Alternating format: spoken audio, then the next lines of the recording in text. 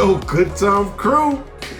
What's up, baby? Welcome back. Hey, man, I'm not here to be a menace, but somebody was in his prime, so. He was a menace to society. We need to talk about this because I was a big fan of Randy Orton back in the day. You were a big fan of everybody. I was you were a big fan. I was a big wrestling fan, but exactly. I hear voices in my head. They told me they understand. I know about Randy Orton. I actually used to listen to that song. Whose song was that? Randy Orton. No, like who sang that song? I have no idea.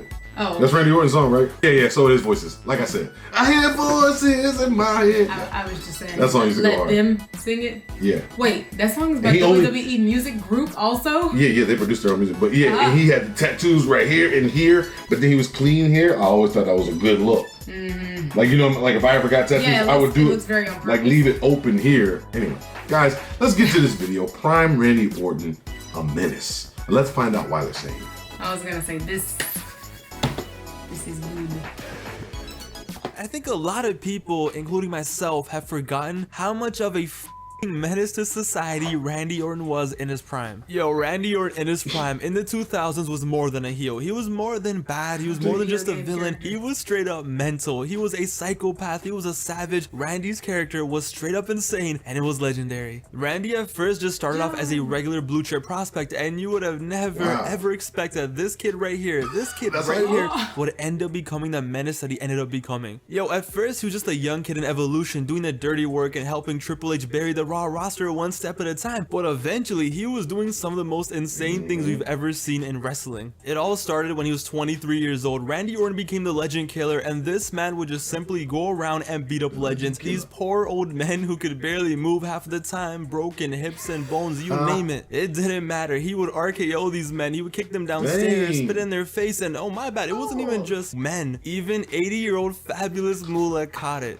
But, I mean, she did kind of deserve it. But nah, Randy was a young savage, but after the insane match with Foley and winning the world title, he slowly actually became a face, a good guy. The fans wanted to cheer him, especially up against Triple H, and the plans were he was going to be the future of Raw. His legend killer days were gone. He was going to be good guy Randy Orton, carrying the Raw brand, being the future of the WWE. Yeah, he was going to be good guy Randy Orton.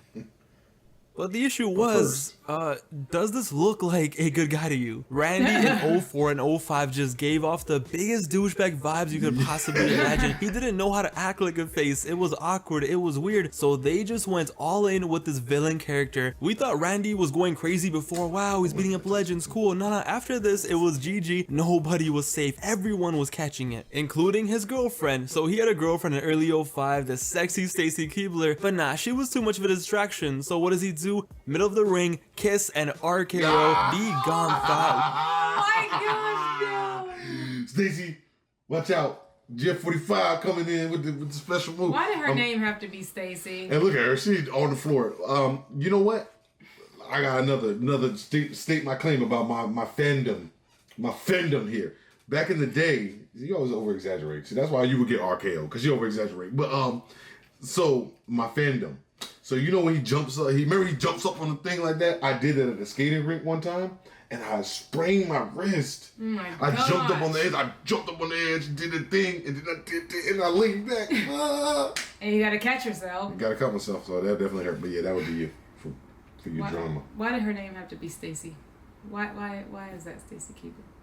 Leave me alone. I'm a man of God. Hey, Jake the Snake looked at him weird. Doesn't matter. RKO. But it was the Undertaker feud that drove him to insanity. It was this feud right here that made Randy into the monster that we all know him as. So Randy couldn't beat the Undertaker at WrestleMania, right? Boo-hoo. It's fine, Randy. It's all good.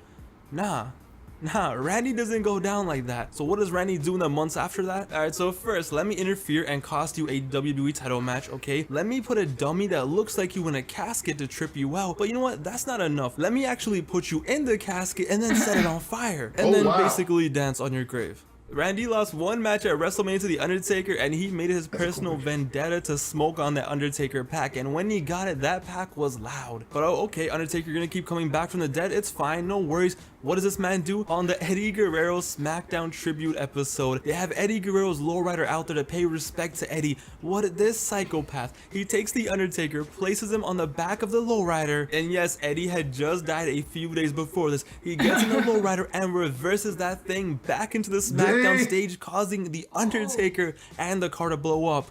And that wasn't the last time poor Eddie Guerrero was getting clapped in his grave. A few months later, after Eddie's best friend Rey Mysterio won the Royal Rumble, Rey won it for Eddie. He pulled off a miracle. What does Randy say to Rey in the middle of the ring while Rey is looking to the heavens, looking at Eddie? Eddie's down there in hell. This man had officially lost it. And how can we forget about the tag team of Rated RKO? This was a tag team match made in hell. You take Edge, that slimy, disgusting piece of shit, and then you take Randy Orton, the man with no morals, no respect, and together they were straight up animals. But after all those shenanigans in 04, 05, 06, 07 was the year where Randy Orton changed once again, and this time he went from the Legend Killer to the Viper. And no, don't worry, it's fine. He still killed legends. You know, he beat up Sergeant Slaughter, Jerry the King Lawler, you know, casually slapped Cody Rhodes' dad in front of him, and then proceeded to beat his ass on pay-per-view. Don't worry, he still did that. But when he became the Viper, that's when he introduced a new finisher to his arsenal. And ladies and gentlemen, this is one of the most vicious finishers of all time. This was a move that every single kid who was watching at the time wanted to do so bad, but they were always scared that they were probably gonna kill their friend if they did it. This was the move that simply meant lights out. There was no kicking out of this. The punt. Randy Orton's punt kick was on another level. This move was actually scary, okay? When he used to hit someone with this, you thought they... Let's be honest. If you tried this on your friend, you didn't care about your friend. You did not care about your friend. You're literally kicking them in the head. That's not a good friend. But this move just looks so dangerous. Yeah, it's not like the other ones where you're like, okay, come here, let me hold you like this, and then exactly. Like, you can curl your arm a little bit, like it's like. No. I'm gonna try not to kick your face off, but yeah, but there's but in the no event way. that like I'm running and I might trip a little bit, so my foot might just and you might be down too far. Yeah, accidents happen. Cause look at it in slow motion. Or what if you can't control your leg and boom? Look at it in slow motion. We're dead, bro. What a move. Normal wrestlers had like normal moves, right? Like standard wrestling moves. Randy was like, nah, I'ma just start kicking mother Canuckers in the head. What are you gonna do about it? Once Randy started doing the punt, he started doing things that were just straight up evil. First, he was feuding with John Cena, right? This man handcuffed Cena to the ropes and then spent like 10 minutes just casually beating up John Cena's dad in the middle of the ring. This 50, 60-year-old man just casually like getting his ass kicked while his son watches. And it didn't stop there. No. Did I mention that on another episode of Raw, Randy Orton just grabbed Cena's dad from the crowd, threw him over, and just boom, punted him in the head. Like, yo, Edge slapped Cena's dad, and we were all like, oh my god, how could he do that? That's so disrespectful. Randy was like, yo, I'm gonna send this man to heaven. Randy got the WWE Championship in late 07 and he dominated, okay? Remember when ISIS was running that one summer? Well, Randy Orton was basically running the winter of 07 and the spring of 08. Yo, Triple H, light work. He clapped him so hard, he was bleeding so much that you think he needed a blood transfusion. A feud with Jeff Hardy? Well, when he's in the ring, let me just take his brother and hold him hostage backstage and punt him. Fam, at this point, Randy Orton basically was a terrorist. Yo, Randy had a match with John Cena at No Way Out 2008 and this annoyed me so much. So they were both in the middle of the ring. They had been wrestling for like 15 minutes. It was a solid match. And it's like, okay, they're face to face. It's about to go down. Randy is gonna get beat up. Cena's gonna take back his championship. And you're ready. You're anticipating and you're hyped.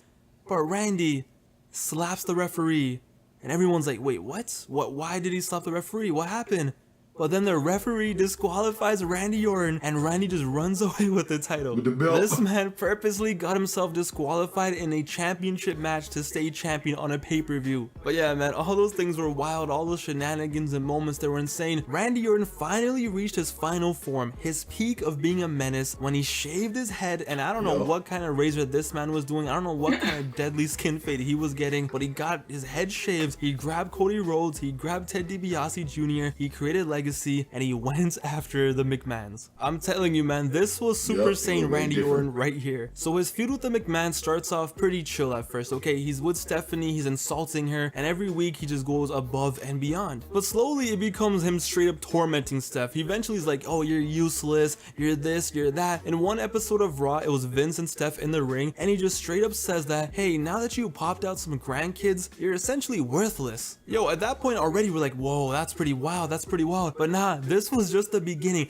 After that, he just goes off the rails. He goes off the rails in a level that we have never seen before. So he slaps Vince McMahon and then he punts him. He punts the 60. First of all, gosh, he slapped the spit out of this man, like no cuss. Yeah, he did. Like literal spit.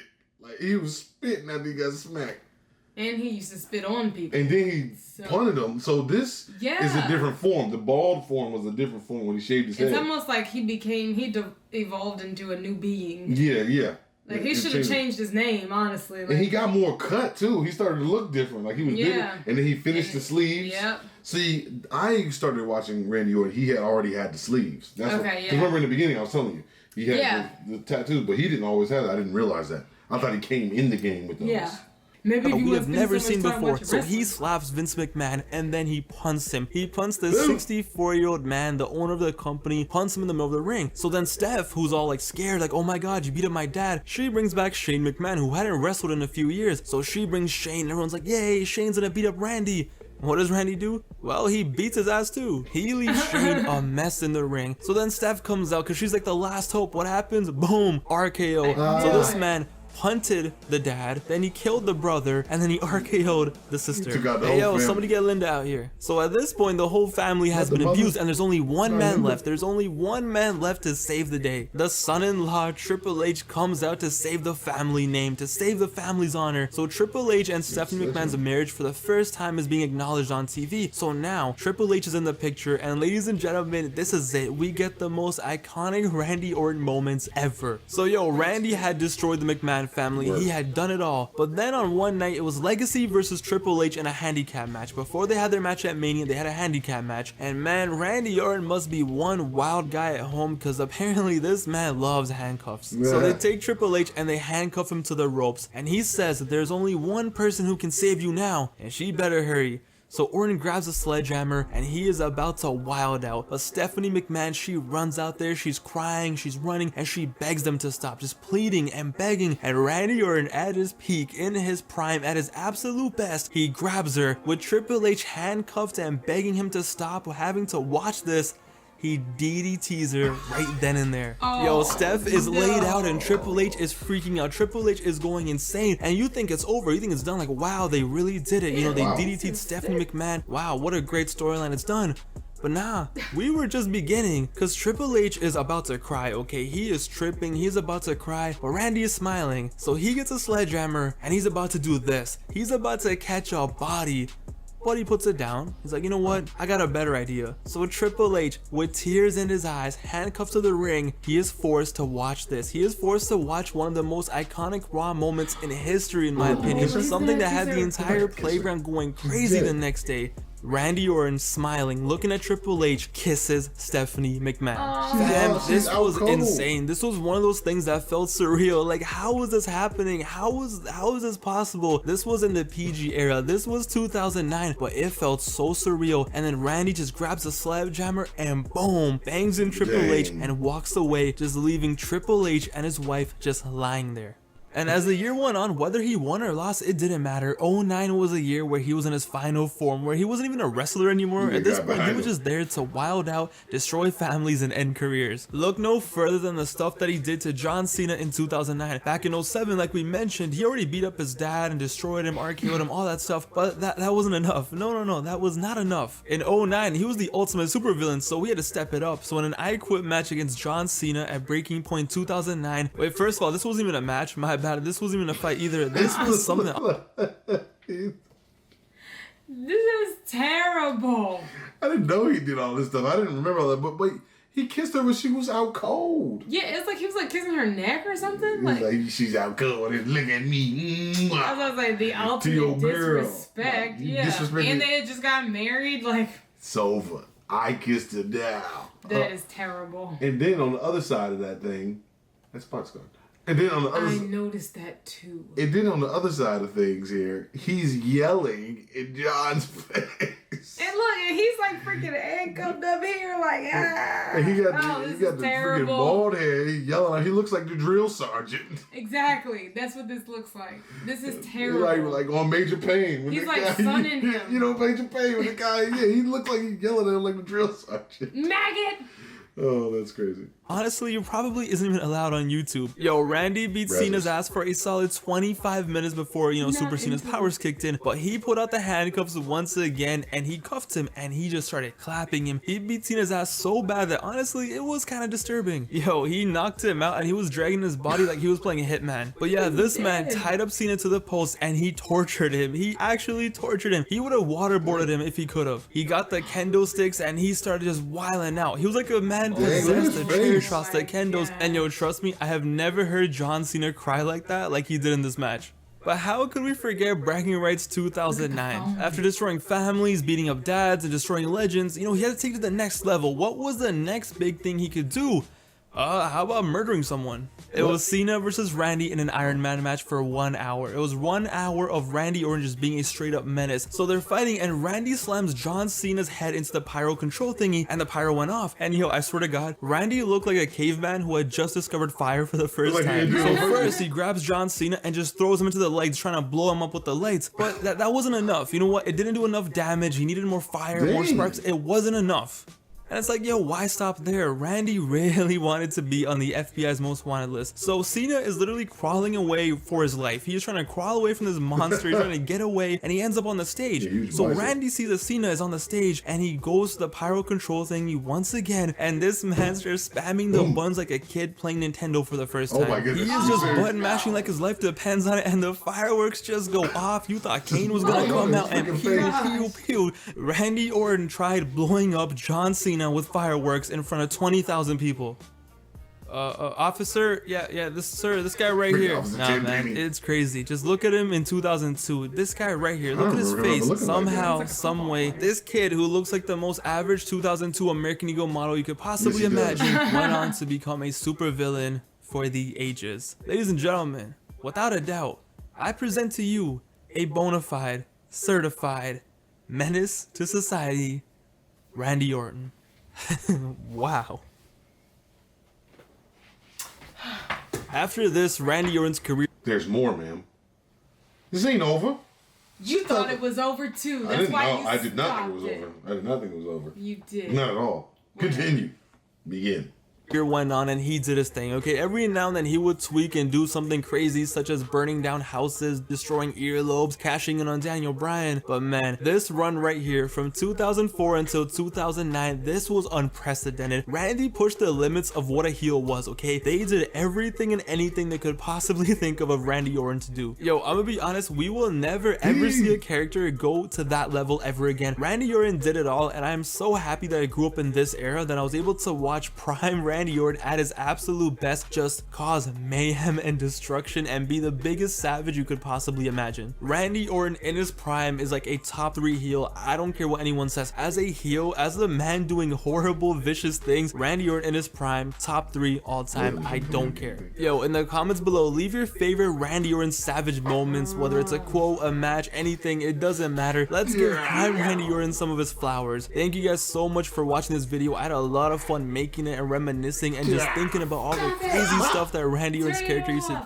Freaking RKO video game. Like, dude, stop kicking people in the face. That is the best thing ever. Oh my gosh, this was cool to watch. Honestly, it brought back a lot of memories and a lot of things I never even knew about. That's the cool thing about doing these wrestling videos. Yeah. Because we see stuff and I'm like, I don't ever remember seeing that when that was happening. Well, of course you wouldn't, but you don't either. You wasn't in it. You wasn't in it. Oh my gosh. We was in it. I watched it enough, but even you said that too. Like, you see things and you're like, wow, I don't remember even seeing this. Like, but the cool part is, it's just like how much they had on the culture in it, and you go through these stages because when he first got drafted, I mean, he kind of looked like Tom Brady when he first. That's why I said he looks like a football player. Remember when Tom Brady first got drafted? He had that hair. It looks like. Yeah. Like kind of like if they had like the shaggy hair and you put a hat on and it like all goes down. It just comes down. Yeah. Like basically every football player like back then. Yeah. Like at least like the quarterbacks and the kickers, you know. Yeah, like brown hair that looked like that. That was the look. Like he said, American Eagle. Yeah. And now he just looks so super badass, especially with the bald head. Yeah, the bald head. That's why I was like, man, he honestly could have changed his name and like taken on a whole new personality. Yeah. When he shaved his head, because he looked like a villain. That's what they said, the Viper. Yeah, he looks. I mean, and then you look in his eyes, and I'm like, Those are the eyes of a psycho. Like, he's crazy for real. Man, he will, like, murder you for real. In the ring, I'm sure he's, happy feather at home. I don't know. Remember they said he tried to be the nice guy, but he was too much of a douchebag. No, they tried to be the nice guy. I know. Yeah. He wasn't like that. It's a character. I know it's a character. He goes home, he's with his kids and everything like that, I'm sure. And then he's in the ring, legend killer, It's like what they say about actors. Like, some actors, they turn it off. And then some, you're like, nah, he's too good at being that guy. Man, nah. You never know. But that's a great role he plays. And I don't know about him now. I mean, he's obviously changed his ways because we've given him the credit from 2001 to 2009. And now he's porn stash, Orton. Yeah, he got the thick stash now. Why did you say that? Because you look like an old porno, like the 80s porno stash. You know what I mean? Like the one like this, or like a fireman stash. Oh, okay. I didn't know that was like the porn stash. Yeah, that's how he looks now. Okay, we have to look this up first. Oh, he looks like a creeper. Oh my gosh. He got the thick mustache now. Wow, he looks like such a creeper now. You guys know what he looks like. Just type in Randy Orton 2022. He looks completely different. Into your favorite search engine. With just that mustache. But it's a cool look. He aged himself by looking like that. Yeah, now he looks like a grandfather. Yeah, it's a cool look. He looked really young for a long time. You guys remember his stash from the other day? Oh yeah, it's gone. It's gone. But yeah, he looked really young for a long time, so he did a good job. Yeah. Honestly, but once you go bald, then whatever age you are, you stay there. If you know what I mean? If you lock yourself in. If you keep a clean face the whole time, you stay that age forever. Yeah. Basically. Anyway, guys, let us know. This was really cool. This was cool to watch. Cool to see how much of a menace he was, and just how much he added to the wrestling culture. Let us know what you thought in the comments, and what we doing next, man? What are we doing next? And you guys subscribe, okay? You gotta subscribe. We're on the way to 100,000. We almost at like 85, so it's cool. Let's get to 100. Let's get to 100. Let's get to 100 together. 15 more. We're good. Let's go. That's nothing. Let's see it.